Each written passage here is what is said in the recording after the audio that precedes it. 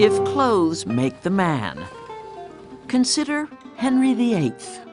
This is the most famous image of him after Holbein, 1536. And here you can see he's absolutely encrusted in gold. And jewels.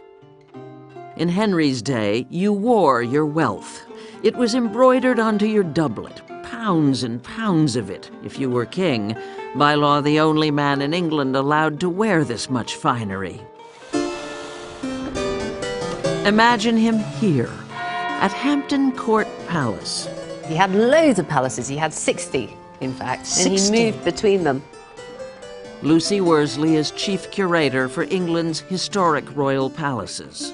He always looked forwards to coming here, because this is the place that he came for hunting, holidays, and honeymoons. It was a pleasure palace. Southwest of London along the River Thames, Hampton Court is where Henry VIII plotted his divorces and multiple remarriages, and where, according to a letter written at the time, he himself, yes, Henry VIII, may have taken up embroidery. The way it is written, you could read it as though he was actually doing the embroidery. A bizarre piece of trivia?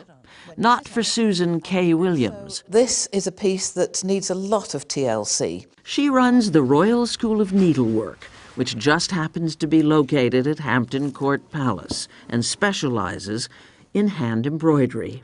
Here we have a very splendid piece. This is Carpenter's Cope from Salisbury Cathedral. A walk through its workrooms will make it instantly clear why, in the 21st century, there's a need for such a school, considered the best in the world. But this is a really striking example of embroidery as art. At every table, textile treasures. Here we have what's known as naturalistic silk shading because it goes round the corner. Silk shading is like painting with thread. There are dozens of different stitches.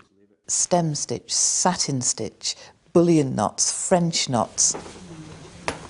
Black work just uses black thread, and you get the shading from the thickness of the black thread that you use.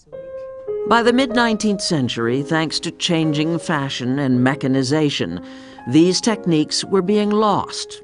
So in 1872, Lady Victoria Welby opened the school with two goals in mind. One was in order to keep hand embroidery alive, and the other was to provide working opportunities for ladies that would otherwise be destitute. Once they were trained, the women could make a living producing embroidery. The school sold their work in its own showrooms and took on private commissions. Queen Victoria agreed to be the school's patron, her daughter Princess Helena president, which is how royal was added to its name. This is the building that's opened in 1875, and here we can see Princess Helena in her carriage, and it's a grand occasion. This is the place to be seen. Lynn Hulse is the RSN's historian. So the Queen And this Mother... is the Queen Mother here in a very earlier stage in her life. She arranged the move to Hampton Court Palace. So this would have been for the coronation of her husband, George VI. The Royal School of Needlework embroidered the robe she wore when he was crowned in 1937. And the robe her daughter, Queen Elizabeth, the RSN's current patron, wore in 1953.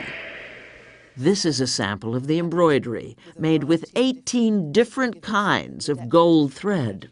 The embroiderers were not allowed home during the period they were embroidering the coronation robe because no one was to know what the design was. How long did it take? 3 months. But working on the next coronation robe is not every student's dream project. Like I've been sewing skulls and things like that. Not your typical sampler. When Kirsten Fitzgerald enrolled, her friends asked, "Isn't it just full of grannies?" I'm like, no, most of us are quite young. We're not sort of all 80. Students are all ages and come from all over the world, with and without career aspirations. You wind the twist around the shaft of the needle. The school offers everything from day classes to a 3-year degree course. Just leave a little loop.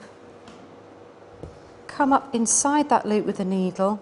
And yes, there are men in the school. Could you also work that with colour. So In Henry VIII's time, professional embroiderers were all men.